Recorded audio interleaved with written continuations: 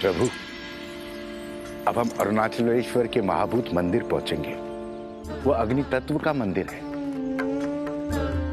महामाता ने अनंत अग्नि रूपी महालिंग की पूजा की थी।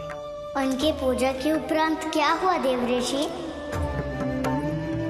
उसके पश्चात माता ने उस महालिंग की स्थापना की। अभी वहां पहुंचने में और कितना समय लगेगा देवऋषि? बस कुछ क्षणों में पहुंचने वाले हैं प्रभु।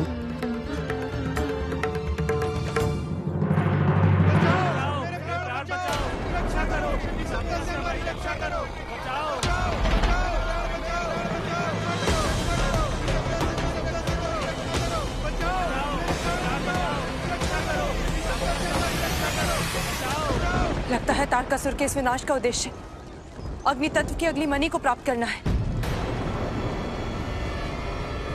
हमें नगरवासियों को बचाना होगा।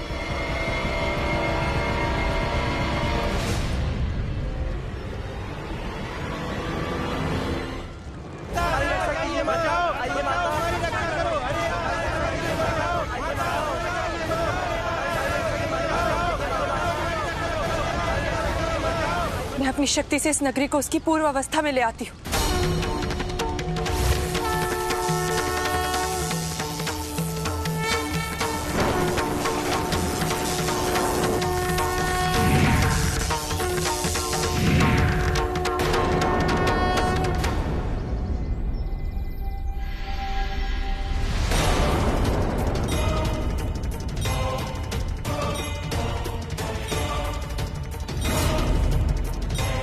प्रभु, ये क्या?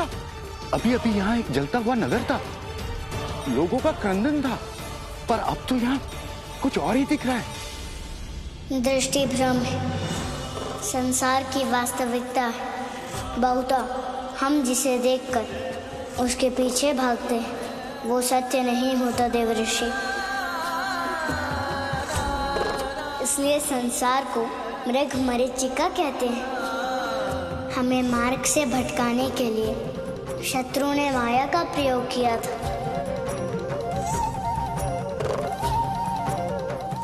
आप दोनों के होते हुए भी हम माया के प्रभाव में पड़ गए। माया, भ्रम, भय सब हमारे मन के भीतर होता है देवऋषि, और इनका जन्म विचारों में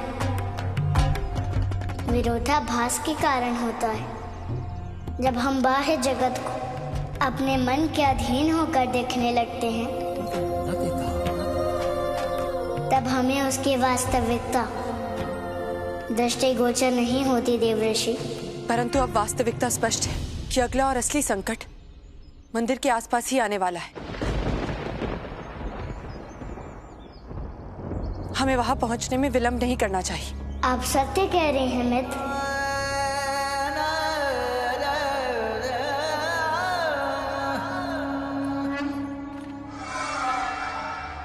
अग्नि का घर्षण ही अग्निभूत की महाशक्ति को शक्तिमणि में परिवर्तित करेगा।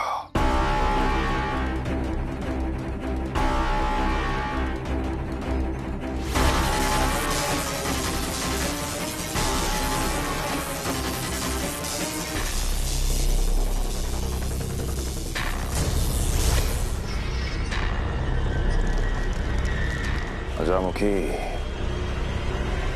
अग्नि तत्व की शक्ति रूपी मणि के प्रकट होने का समय आ चुका है। निर्माण के पश्चात वहीं कहीं प्रकट होगी।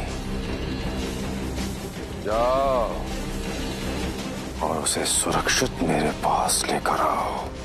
जो आज्ञा भ्राता।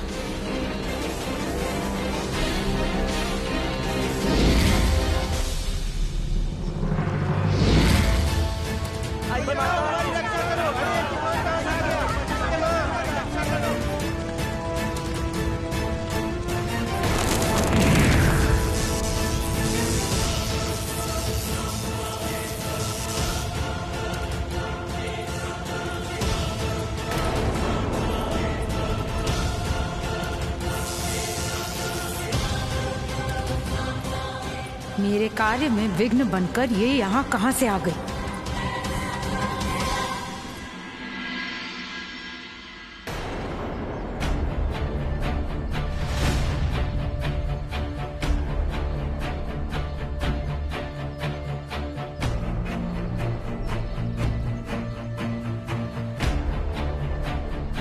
देविका, गृह को स्वच्छ करो।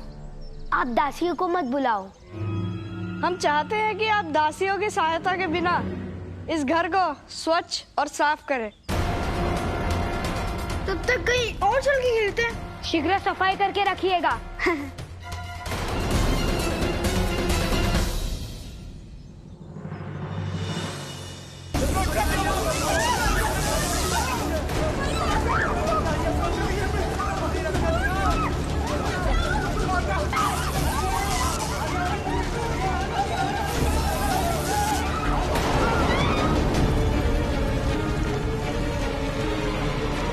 बचाने क्यों नहीं आ रही है माता?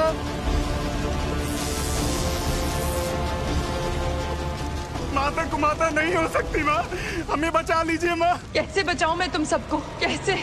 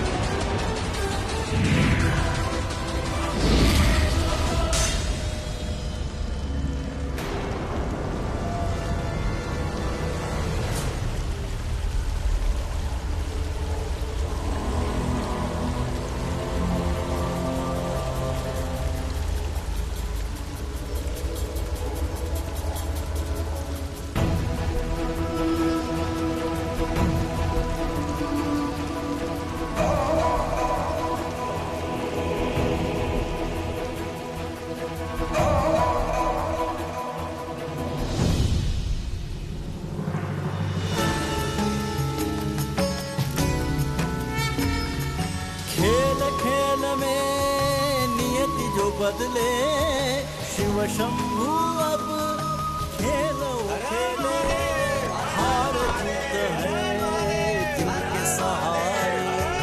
वो शंकर भला किससे हारे, वो शंकर भला किससे हारे। सब इच्छा है महादेव की, महिमा है महादेव की, इच्छा है महादेव की, महिमा है महादेव की, इच्छा है महादेव की, महिमा है महादेव की।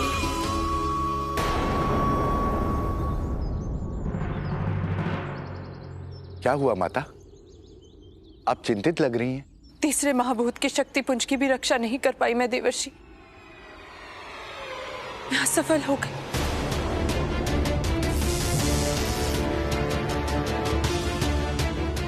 और इस बार अजामुखी द्वारा मणि ले जाने की दोषी मैं अपना दायित्व निभा ही नहीं पाई। मैं समझ नहीं पा रही ऐसा क्यों हो रहा है।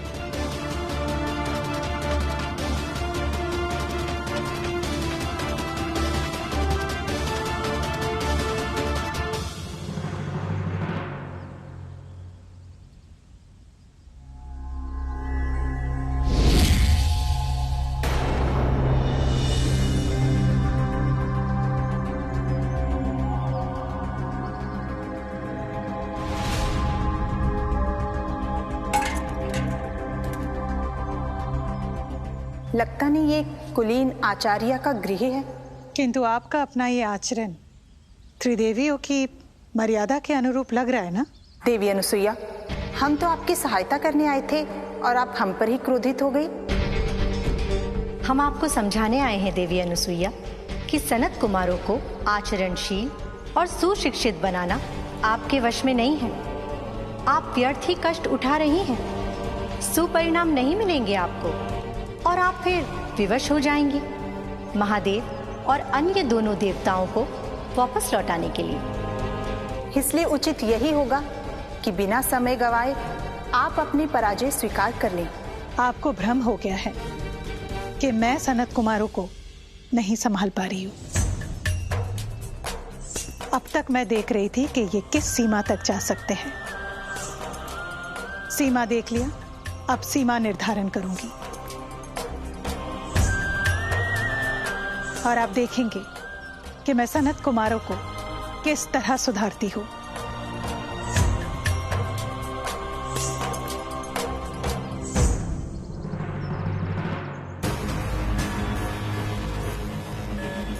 बाप जब देता है तो बार देता है।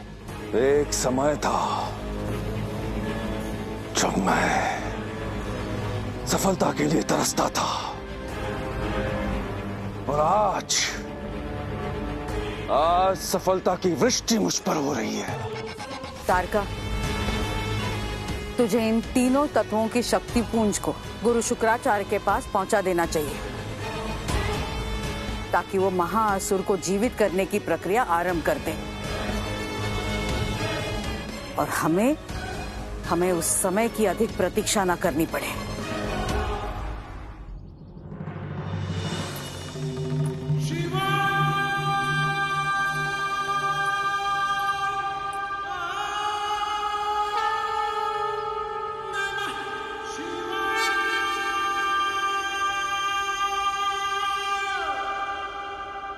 मेरे प्रयास करने के उपरांत भी मैं मणि की रक्षा करने में असफल रही। मेरा मन, बुद्धि, शरीर सब मेरे नियंत्रण से बाहर था। क्या हो सकता है इसका कारण? कहीं इसका कारण बालशिव की उपेक्षा तो नहीं? माता, सोमवार की पूजा आरंभ करते हैं। मैं पूजा की थाल लाना तो भूल ही गई। माता,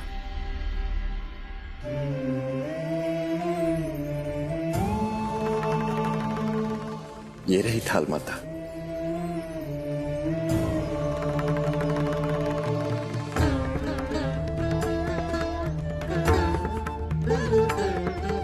दिगंबरा महेश्वरा, दिगंबरा महेश्वरा, दिगंबरा महेश्वरा, दिगंबरा महेश्वरा।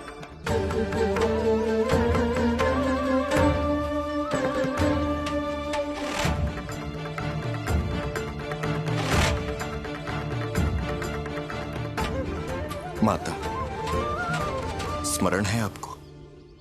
कैलाश पर एक बार आप प्रभु से रूठ गई थी।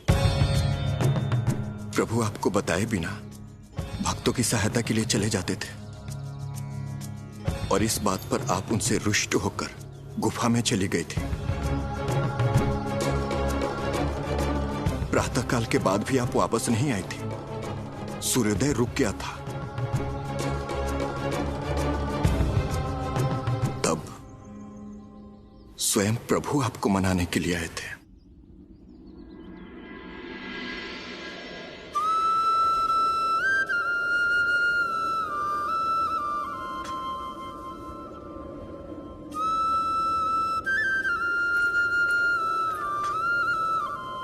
क्रोध त्याग दो। रात्रि की कालिमा समाप्त हो चुकी है। स्वर्णिम भोर नया और शुभ संकेत लेकर उदित हो गई है। अब तो अपना क्रोध त्याग दो।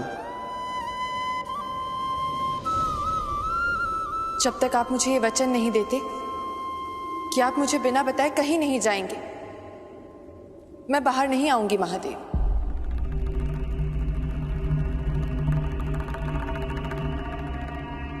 गिरजा, मैं अपने भक्तों के वश में रहता हूं। उनके अनुसार चलता हूं। कई बार वो मुझसे अपनी गोपनीयता की प्रार्थना करते हैं, और कई बार वो बहुत बड़े संकट में होते हैं। ऐसे में मुझे तत्क्षण जाना होता है। तो मैं तुम्हें कैसे बताकर जा सकता हूं? समझने का प्रयास करो।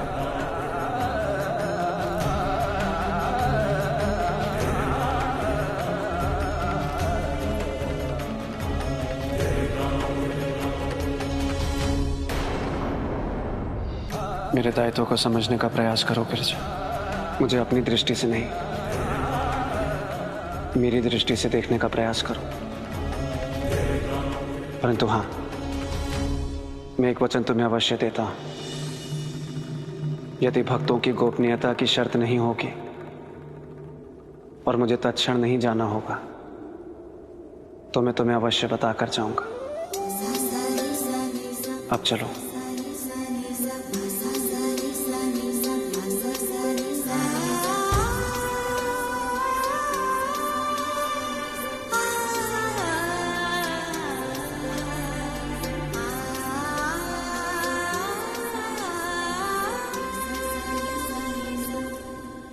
महादेव, आपने तो कहा था कि प्रातः हो गई है, परंतु बाहर तो अब भी अंधेरा है। प्रातः का समय हो चुका है।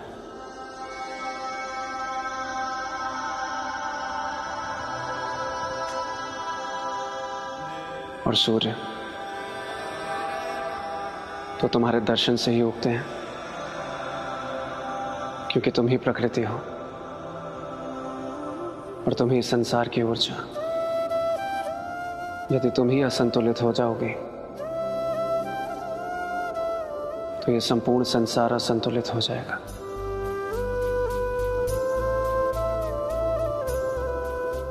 चंद्र, सूर्य, ग्रह, नक्षत्र, सब कुछ। और क्या? और यदि हम दोनों का सामंजस्य असंतुलित हो गया तो इस संसार का संतुलन बिगड़ जाएगा। परंतु महादेव, जब हम दोनों एक दूसरे से अलग रहते हैं तब भी तो सूर्य चंद्रमा अपने समय से उगते हैं। उस समय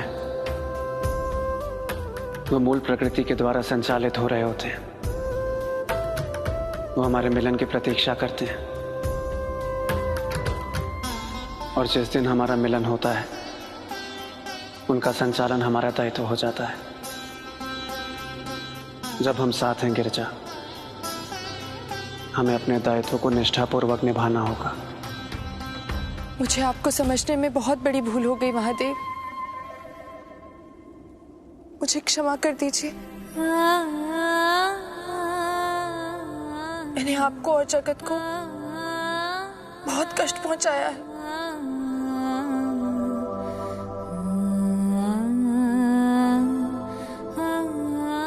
नहीं पार्वती,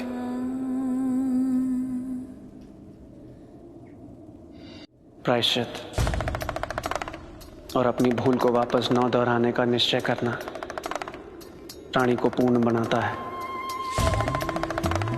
चलो, जगत को चेतन बनाने वाला सूर्य तुम्हारी प्रतीक्षा कर रहे हैं।